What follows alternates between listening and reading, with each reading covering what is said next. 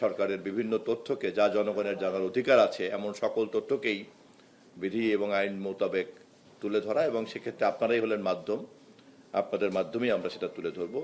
আমার পিছনে ব্যানারে খেয়াল করেছেন যে এটা হলো আমাদের প্রথম 1 মাসের বিবরণ দেওয়ার জন্য, যদিও বিচ্ছিন্ন বিক্ষিপ্তভাবে আপনারা ইতিমধ্যেই সবাই জেনেছেন, তারপরেও আমরা আমাদের দায়িত্বের জন্যই আমরা এখানে হাজির হয়েছি।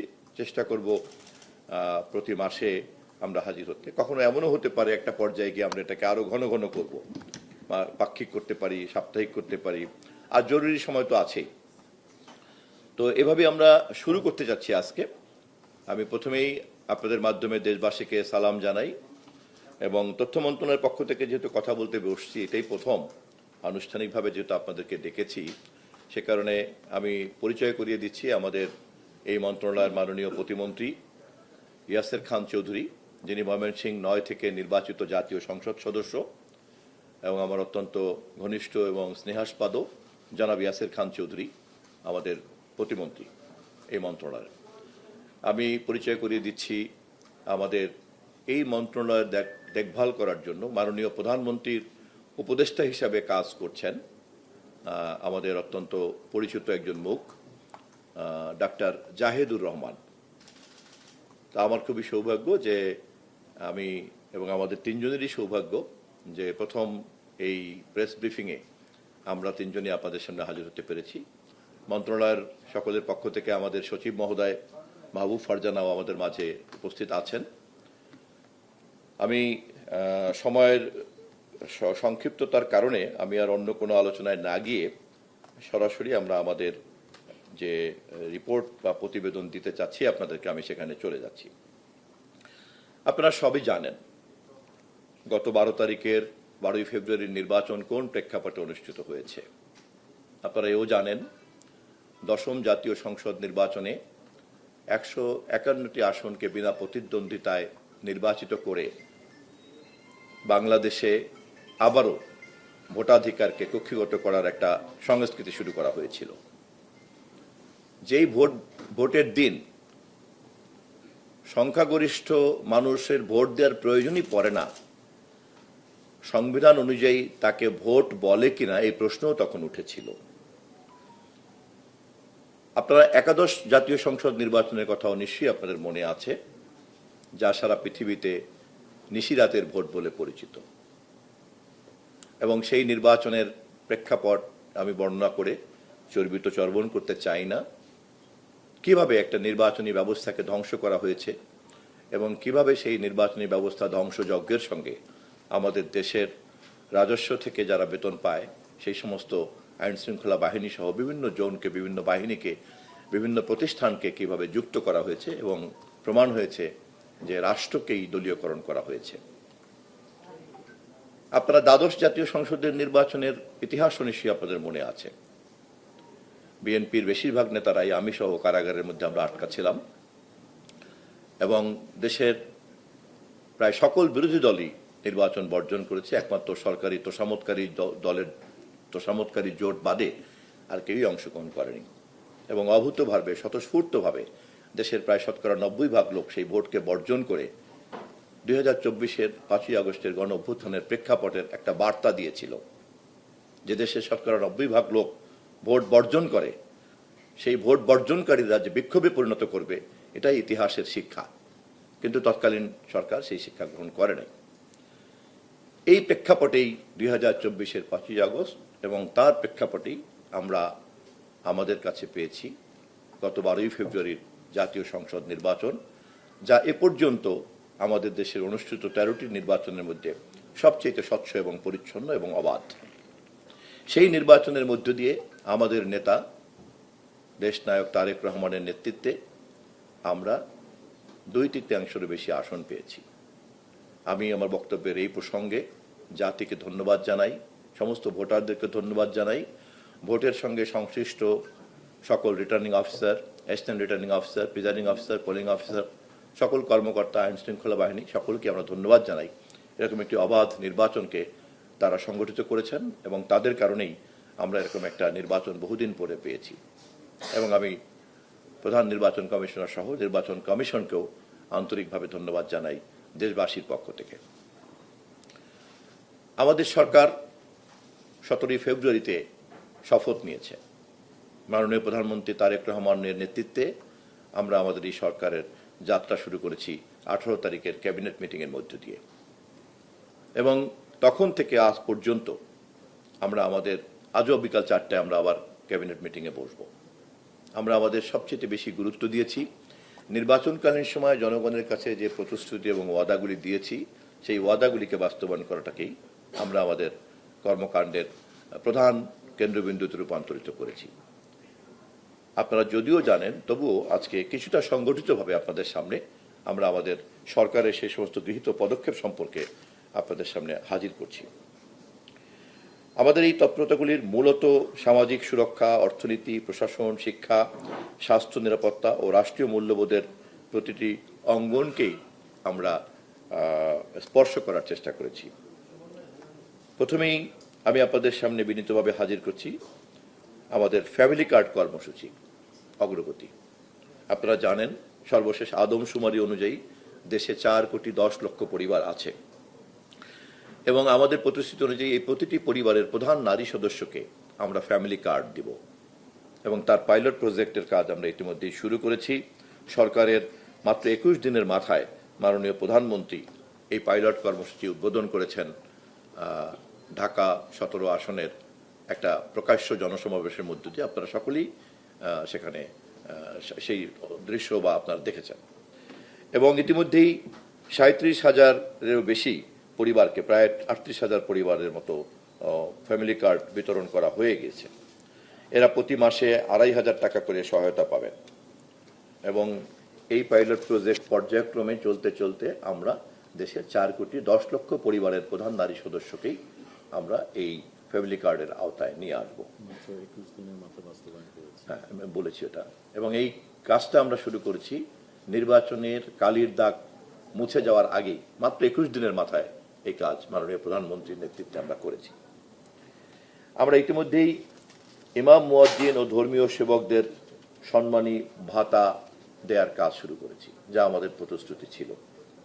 তাও মাননীয় প্রধানমন্ত্রীর নেতৃত্বে আমরা শুরু করেছি, আপনারা দেখেছেন, এবং পর্যায়ক্রমে দেশের সমস্ত ধর্মালয়গুলি, বিশেষ করে মসজিদ, মন্দির, গির্জা এবং বৌদ্ধবিহার, এখানে যারাই আছেন, মসজিদের ইমাম, মুয়াজ্জিন এবং মন্দিরের পুরোহিত, গির্জার অধ্যক্ষ, বৌদ্ধবিহারের পুরোহিত না অধ্যক্ষ বলে, অধ্যক্ষ, ইতিমধ্যেই আওতায় এসেছেন। মসজিদের ইমামের মধ্যে প্রায় 1,000 জন, 990 জন। মন্দিরের পুরোহিত আসছেন, ইমাম আসছেন 4,908 জন। মন্দিরের পুরোহিত আসছেন 990 জন, আর ইমাম আসছেন 4,908 জন। 144 জন বৌদ্ধবিহারের অধ্যক্ষকে দেওয়া হয়েছে, এবং 396 জন গির্জার যাজককে দেওয়া হয়েছে। এবং আগামী 4টি অর্থ বছরে 4টি ধাপে সকল মসজিদ, মন্দির ও বৌদ্ধবিহারকে মাসিক সম্মানী ভাতা কর্মসূচির আওতায় আনা হবে। আমরা ঈদ উপলক্ষে, যেহেতু আমাদের সরকারের শুরুতেই আমরা ঈদের এই উৎসবকে ভাগাভাগি করার সুযোগ পেয়েছি, সে কারণে মাননীয় প্রধানমন্ত্রী ঈদের ত্রাণ ও উপহার বিতরণ করেছেন প্রত্যেকটি নির্বাচনী এলাকায়। মাননীয় সংসদ সদস্যদের মাধ্যমে এই সমস্ত এলাকায় গরিবদের জন্য শাড়ি, 3 পিস, হাজি রুমাল এবং 10 লক্ষ টাকার নগদ অনুদান বন্টন করা হয়েছে। ধর্ম মন্ত্রণালয়ের পক্ষ থেকে ইতিমধ্যেই প্রাতিষ্ঠানিকভাবে জাকাত ব্যবস্থা তৈরি করার চালুর উদ্যোগ নেওয়া হয়েছে। জাকাতটা বিচ্ছিন্ন বিক্ষিপ্তভাবে সবাই দান করেন, এটাকেই একটা ইনস্টিটিউশনাল স্ট্রাকচার দেওয়ার জন্য তারা সিদ্ধান্ত নিয়েছেন। কৃষি মন্ত্রণালয়ের পক্ষ থেকে আমরা জেনেছি, আপনারা নিশ্চয়ই ইতিমধ্যে জেনেছেন, যে আগামী 1 বৈশাখ কৃষক কার্ড বিতরণের কার্যক্রম উদ্বোধন করবেন মাননীয় প্রধানমন্ত্রী। প্রি পাইলটিং পর্যায়ের এই কাজটি চলবে, এবং ক্রমান্বয়ে আমরা দেশের সকল কৃষকের মধ্যেই আমরা এই কৃষক কার্ড পৌঁছে দেব। প্রাথমিকভাবে দেশের 8টি বিভাগের 11টি উপজেলার 11টি ব্লকের 21,014 জন কৃষকের মাঝে এই কার্ড দেওয়া হবে। টাঙ্গাইল থেকে এটা যাত্রা শুরু হবে। পহেলা বৈশাখ। এবং আপনারা জানেন যে কৃষি উপকরণ ক্রয়ের জন্য জনপ্রতি বার্ষিক ২,৫০০ টাকা করে তারা প্রণোদনা পাবেন। আমরা নির্বাচনের প্রতিশ্রুতিতে ঘোষণা করেছিলাম যে সারা দেশে আমাদের এই ৫ বছরের মেয়াদে আমরা ২০,০০০ কিলোমিটারের খাল খনন করব, জলাশয়গুলি খনন করব এবং ইতিমধ্যেই দেশের ৫৪টি জেলায় মাননীয় প্রধানমন্ত্রীর নেতৃত্বে একযোগে আমরা এই খাল খননের কাজ শুরু করেছি। আমরা আগামী ১৮০ দিনের মধ্যে ১২০০ কিলোমিটারের খাল খনন করতে চাই এবং এই খাল খননের মাধ্যমে অনাবাদী জমিকে আবাদী জমিতে রূপান্তরিত করা এবং কৃষকের ভাগ্য পরিবর্তন করা এবং চূড়ান্তভাবে দেশের অর্থনীতিকে সমৃদ্ধ করাই হচ্ছে আমাদের লক্ষ্য। আপনারা জানেন যে আমরা এই ধরনের বৈষয়িক উন্নয়নমূলক কর্মসূচি বাস্তবায়ন করার পাশাপাশি আমাদের সরকার গঠন করার দিন সকালবেলাতেই সংসদীয় দলের সভাতে মাননীয় প্রধানমন্ত্রীর সংসদ নেতার নেতৃত্বে আমরা ঘোষণা করেছি আমরা আর কখনোই ট্যাক্স ফ্রি গাড়ি নিব না এমপিরা। আমরা ওই দিনই ঘোষণা করেছি আমরা কোনো প্লট নিব না। এমপিদের যে সুবিধা সেই সুবিধা বিশেষ সুবিধাগুলিকে আমরা বাতিল করার জন্য উদ্যোগ নেব এবং আমরা তা গ্রহণ করব না। আমরা আশা করি সরকারি দলের বাইরে অন্যান্য এমপিরাও আমাদের এই উদ্যোগের পাশে থাকবেন, আমরা আশা করি। আমরা এছাড়াও সাপ্তাহিক সময়ের ব্যাপারে খেয়াল করেছেন মাননীয় প্রধানমন্ত্রী প্রতিদিন সকাল ৯টার মধ্যে অফিস করেন এবং তার সহকর্মী হিসাবে আমরা মন্ত্রী পরিষদের সদস্যরা, প্রতিমন্ত্রীবর্গ, অন্যান্য সবাই সঙ্গত কারণেই রাষ্ট্রের সমস্ত প্রধান নির্বাহী যখন অ্যাক্টিভ হয়ে যান তখন সাথে সাথে হোল সিস্টেম অ্যাক্টিভ হয়ে যায়। ওনার নেতৃত্বে আমরা একটা নতুন সংস্কৃতি শুরু করতে যাচ্ছি, তাই ইতিমধ্যেই জাতি প্রশংসা করেছে। ভিআইপি প্রোটোকল হ্রাস করে দেওয়া হয়েছে। প্রধানমন্ত্রীকে ঘিরে ভিআইপি প্রোটোকলের যে বহর ছিল সেটাকে খুবই সংকুচিত করা হয়েছে, আপনারা তা জানেন। বিমানবন্দরে তাকে বিদায় জানানো অথবা তাকে অভ্যর্থনা জানানোর যে রেওয়াজ ছিল, সেখানে যে ধরনের আতিশয্য ছিল, সেখানে যে ধরনের বাড়াবাড়ি ছিল, আমরা সেটাকেও সংকুচিত করার সিদ্ধান্ত নিয়েছি। এই মুহূর্তে বিদ্যুৎ এবং জ্বালানির পরিস্থিতিটা আপনারা সবাই জানেন। সারা পৃথিবী হরমুজ প্রণালী দিয়ে যে জ্বালানি সরবরাহ হয় তার প্রভাবের প্রতিক্রিয়ার মধ্যে বাস করছে, বিশেষ করে আমাদের এই অঞ্চল। এবং সেই কারণে আমাদের মতো দেশ যা জ্বালানি আমদানি নির্ভর একটা বিদ্যুৎ জ্বালানি নীতির উপরে দাঁড়াতে বাধ্য হয়েছি আমরা। বিগত সরকারের আমলে আমাদের এখানকার গ্যাস উত্তোলনের কোনো পদক্ষেপই নেওয়া হয়নি, বরঞ্চ পুরো জ্বালানি ব্যবস্থাটাকে এবং পুরো বিদ্যুৎ উৎপাদন ব্যবস্থাটাকেই আমদানি নির্ভর করে রাখা হয়েছে। যদিও আমাদের বৈদেশিক মুদ্রার অর্জন উপার্জন খুবই কম, আপনারা সকলেই সচেতন, আপনারা জানেন, জাতিও জানে। কিন্তু উত্তরাধিকারভাবেই জনগণের ভোটে নির্বাচিত হয়ে আমরা এই ধরনের একটা সংকটকে দায়িত্ব নিয়েছি। কিন্তু ইতিমধ্যেই আমাদের বিদ্যুৎ মন্ত্রী এবং প্রতিমন্ত্রী মহোদয় অত্যন্ত দক্ষতার সঙ্গে মাননীয় প্রধানমন্ত্রীর নির্দেশে এখনো পর্যন্ত কোনো ধরনের কোনো জ্বালানি মূল্য বৃদ্ধির সিদ্ধান্ত হয়নি। এমনকি পার্শ্ববর্তী রাষ্ট্রে জ্বালানির যে মূল্য আছে তার সঙ্গেও আমাদের মূল্যের বেশ ব্যবধান আছে। এবং আমাদের যে সংকটকে মাথায় রেখে, যুদ্ধ সংকটকে মাথায় রেখে যে পরিকল্পনা গ্রহণ করা হয়েছে, অর্থমন্ত্রীর নেতৃত্বে একটা মন্ত্রিপরিষদ কমিটি গঠন করা হয়েছে এবং তারা অত্যন্ত দক্ষতার সঙ্গেই এই সময়কার পরিস্থিতিকে একটা সুষ্ঠু ব্যবস্থাপনার মধ্যে এনেছেন। ফলে আমাদের এই মুহূর্তে কোনো সংকট নাই, আশা করি আমরা সংকটের মোকাবেলা করতে হবে না। কিন্তু গণমাধ্যমের বিভিন্ন রকম সংবাদ যেহেতু ছড়িয়ে পড়ে, বিশেষ করে সোশ্যাল মিডিয়াতে, সে কারণে একটা প্যানিক বাইং শুরু হয়েছে। এই প্যানিক বাইংটার কারণে সরকারকে একটা চাপের মধ্যে থাকতে হয় এবং আমাদের দেশের রাজনীতি এবং সমাজ ব্যবস্থার মধ্যে যেহেতু একদল লোক এই ধরনের পরিস্থিতিকে পুঁজি করতে পারে বা পুঁজি করতে চায়, সে কারণে আমাদেরকে এই প্যানিক বাইং মনোজগতের বিরুদ্ধে আপনাদের মাধ্যমে একটা জনসচেতনতা তৈরি করার উদ্যোগ গ্রহণ করা উচিত বলে আমরা মনে করি। আপনারা যদি সহযোগিতা করেন সেক্ষেত্রে অপ্রয়োজনীয় এই আতঙ্কিত হয়ে ক্রয় করার যে একটা পরিস্থিতি, এখান থেকে আমরা রক্ষা পেতে পারি। আমাদের পরিকল্পনা অনুযায়ী যদি সবকিছু চলে তাহলে আমরা আশাবাদী যা কোনো সংকট আমাদেরকে স্পর্শ করতে পারবে না। বাণিজ্য মন্ত্রণালয় থেকে ইতিমধ্যেই সিদ্ধান্ত গ্রহণ করা হয়ে গিয়েছে 100 কোটি টাকা পর্যন্ত বিদেশি বিনিয়োগ প্রত্যাবাসনে কেন্দ্রীয় ব্যাংকের পূর্ব অনুমোদনের যে বাধ্যবাধকতা ছিল এই বাধ্যবাধকতা আর লাগবে না। উৎপাদন যদি কেউ করতে চান বৈদেশিক যে কোনো বিনিয়োগকারীর জন্য বিনা শর্তে মানে অনুমোদনে আমরা এটার পথকে স্মুথ করব।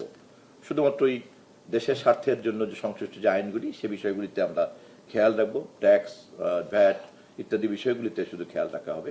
বাকি সব ব্যাপারে যে কোনো উদ্যোক্তা, বিদেশি উদ্যোক্তার জন্য সব ধরনের সহজ সরল করে দেওয়া হবে তার বিনিয়োগ ইচ্ছাকে।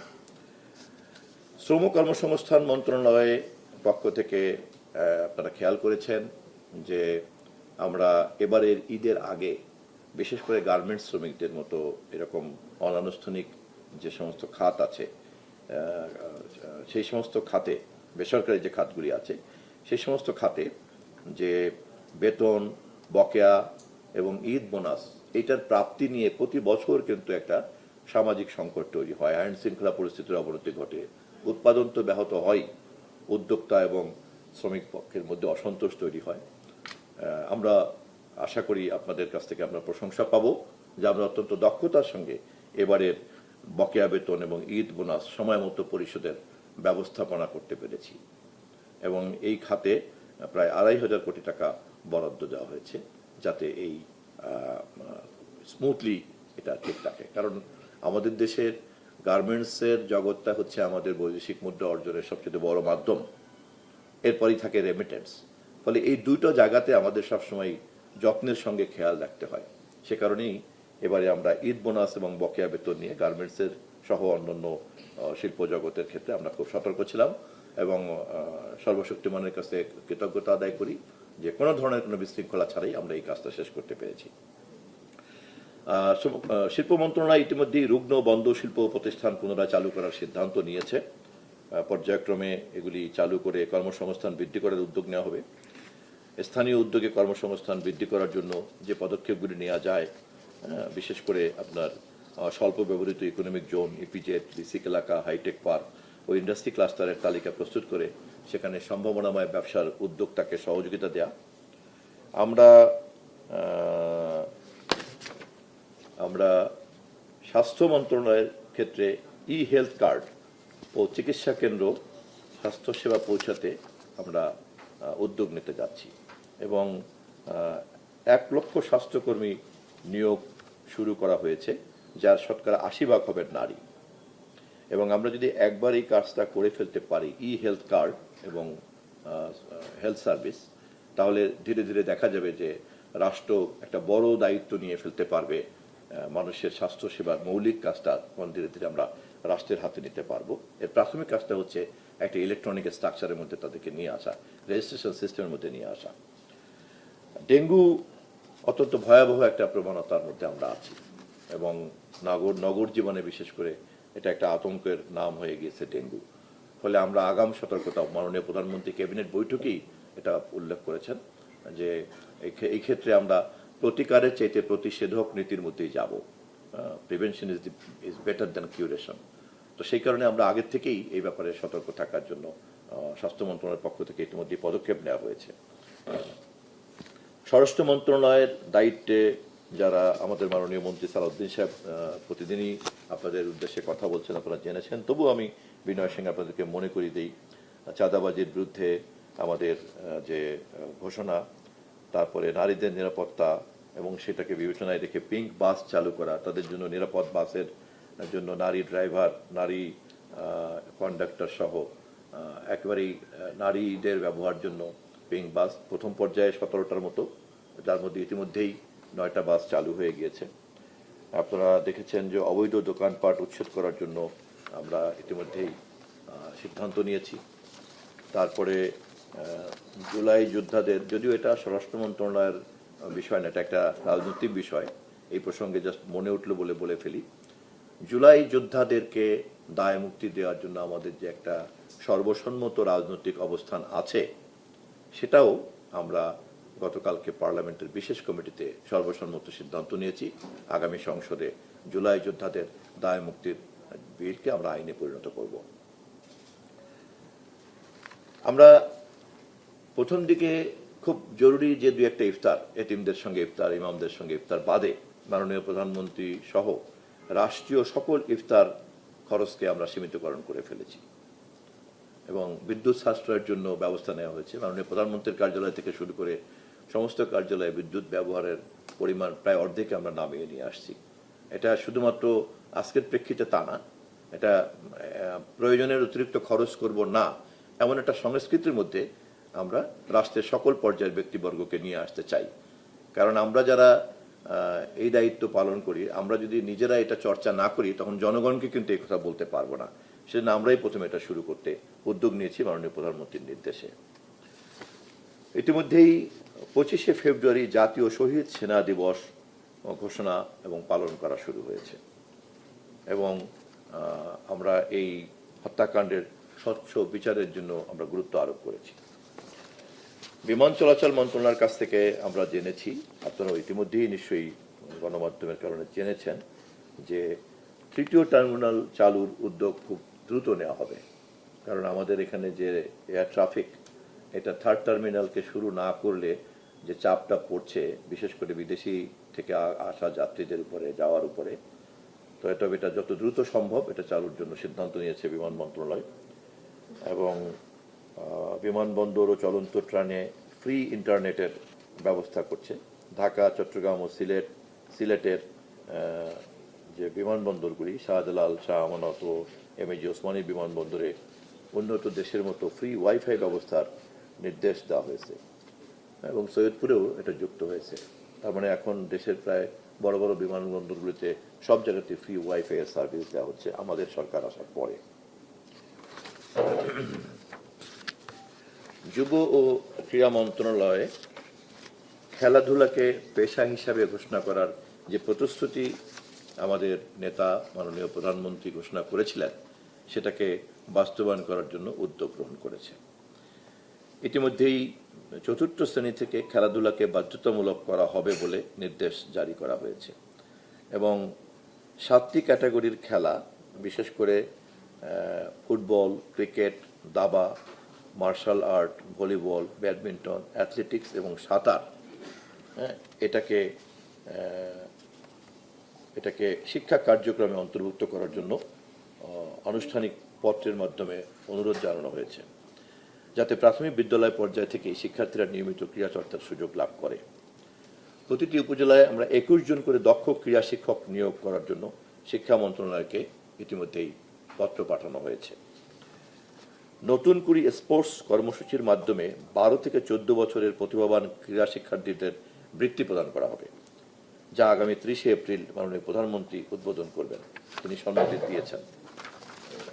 আগামী 29শে মার্চ আন্তর্জাতিক খ্যাতিসম্পন্ন সফল ক্রীড়াবিদদের সম্বর্ধনা দিবেন মাননীয় প্রধানমন্ত্রী জনাব তারেক রহমান।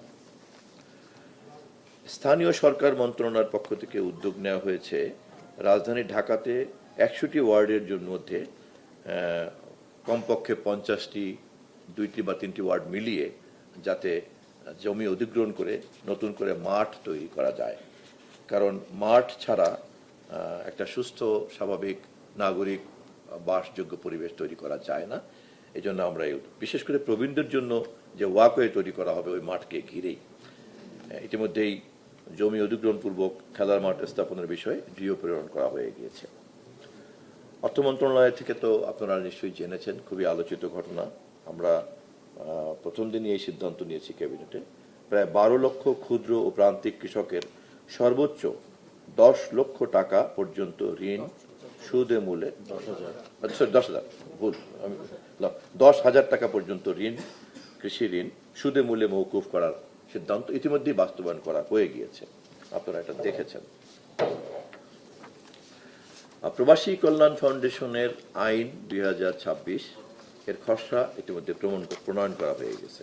কারণ প্রবাসীরা আমাদের একটু আগে যেভাবে বলছিলাম যে গার্মেন্টস যেমন শিল্প আমাদের জন্য যেমন একটা উৎপাদনের বৈদেশিক উপার্জনের উৎস, এরপরেই কিন্তু আমাদের প্রবাসীরা হচ্ছেন আমাদের রেমিটেন্সের উৎস। ফলে প্রবাসী কল্যাণ ফাউন্ডেশন আইন 2026 অত্যন্ত জরুরি আমাদের দেশের জন্য। সরকার যথাযথভাবে এটা গুরুত্ব দিয়ে এটার খসড়া ইতিমধ্যেই তৈরি করা হয়ে গিয়েছে এবং ল্যাঙ্গুয়েজ স্টুডেন্ট হিসাবে একমাত্র জাপানে যাওয়া যায়, আর পৃথিবীর অন্য কোথাও ল্যাঙ্গুয়েজ স্টুডেন্ট হিসেবে যাওয়া যায় না। কিন্তু জাপানি ভাষাটা শিখতে পারলে আমাদের এখানে কর্মসংস্থানের সুযোগটা বাড়বে। সেই কারণে এখানে প্রবাসী কল্যাণ ব্যাংকের মাধ্যমে 10 লক্ষ টাকা পর্যন্ত ঋণ প্রদানের শর্তাদিকে শিথিল করে সহজীকরণ করা হয়েছে, যাতে তারা ভাষা শেখার জন্য যারা যেতে চায় তারা যাতে এই সুবিধাটা পায়। অবশ্যই এছাড়াও আপনার দেশের যে কোনো দেশ, পৃথিবীর যে কোনো দেশে যারা উচ্চশিক্ষা নিতে চায় তাদের জন্য আপনার বিনা ইয়েতে কি বলে জামানত, মর্টগেজের বাংলা কি জামানত, বিনা জামানতে 10 লক্ষ টাকা পর্যন্ত তারা ঋণ গ্রহণ করতে পারবেন। এই সুবিধা ইতিমধ্যেই সরকার দিয়ে রেখেছেন। মধ্যপ্রাচ্যে যুদ্ধে নিহতদের মধ্যে 2 জন ব্যক্তির মরদেহ সম্পূর্ণ সরকারি খরচে দেশে আনা হয়েছে। আমাদের প্রবাসী কল্যাণ মন্ত্রী এবং প্রতিমন্ত্রী তারা নিজেরা সশরীরে থেকে এই কাজ করেছেন এবং এমনকি পারিবারিকভাবে জানাজা দাফনের সঙ্গে তারা যুক্ত ছিলেন। শাহজালাল আন্তর্জাতিক বিমানবন্দরে আটকে পড়া প্রায় 2000 জন প্রবাসীকে ওয়েজ আর্নার সেন্টার সহ বিভিন্ন হোটেলে থাকা খাওয়ার ব্যবস্থা করা হয়েছে ইতিমধ্যেই। মধ্যপ্রাচ্য যুদ্ধের কারণে তারা সংকটে পড়েছিলেন। ইরানে আটকা পড়া 186 জন প্রবাসী বাংলাদেশিকে চার্টার ফ্লাইটের মাধ্যমে বাংলাদেশে নিয়ে আসা হয়েছে এবং এই সমস্ত খরচে কিন্তু বাংলাদেশ সরকার দিয়েছে। বাহরাইন হতে প্রবাসী বাংলাদেশি 280 জনকে বাংলাদেশে ফেরত আনা হয়েছে। নারীদের জন্য বিশেষ ব্যবস্থা আগেই বললাম, সড়ক পরিবহন এবং সেতু মন্ত্রণালয় থেকে ব্যবস্থা নেওয়া হয়েছে। প্রাথমিকভাবে 8টি রুটে 9টি বাস চলবে, বর্তমানে 6টি বাস ইতিমধ্যেই চলছে। 17 জন নারী চালকের প্রশিক্ষণ চলছে। সকল বাসের চালক, সহকারী ও সুপারভাইজার সবাই হবেন নারী। রেলপথ মন্ত্রণালয়ের থেকেও ইতিমধ্যে আমরা জনসেবামূলক পদক্ষেপের হাত দিয়েছি। প্রথম 120 দিনের মধ্যে দূরপাল্লার রেল ভ্রমণে 65 বছরের অধিক বয়স্কদের জন্য টিকিটের মূল্য 25% ছাড়ের ব্যবস্থা গ্রহণ করার সিদ্ধান্ত নেওয়া হয়েছে এবং পরবর্তী 60 দিনের মধ্যে দূরপাল্লার রেল ভ্রমণে প্রতিবন্ধীদের জন্য টিকিটের মূল্য 25% ছাড়ের ব্যবস্থা গ্রহণ করা হচ্ছে। এই মোটামুটি এগুলি সবই আপনাদের জানা আছে। তারপরেও তথ্য মন্ত্রণালয়ের পক্ষ থেকে আমাদের দায়িত্ব আপনাদেরকে ইনফরমেশনগুলিকে অর্গানাইজড করে জানানো, সেই উদ্যোগটাই আজকে গ্রহণ করলাম। আমি আমার পর্বটা শেষ করলাম। আমার এই বক্তব্যের সঙ্গে যদি কোনো সাপ্লিমেন্ট থাকে আমি মাননীয় প্রতিমন্ত্রী এবং উপদেষ্টাকে অনুরোধ করব যুক্ত করার জন্য। প্রথমে আমি মাননীয় প্রতিমন্ত্রীকে অনুরোধ করছি কোনো পয়েন্ট থাকলে যুক্ত করার জন্য। আপনারা তো সবাই সাংবাদিক এবং আপনারা সবাই জানেন যে গণমাধ্যম জগতের চেহারা এবং কাঠামোটা কত বড় ধরনের পরিবর্তন ঘটেছে সারা পৃথিবীতে।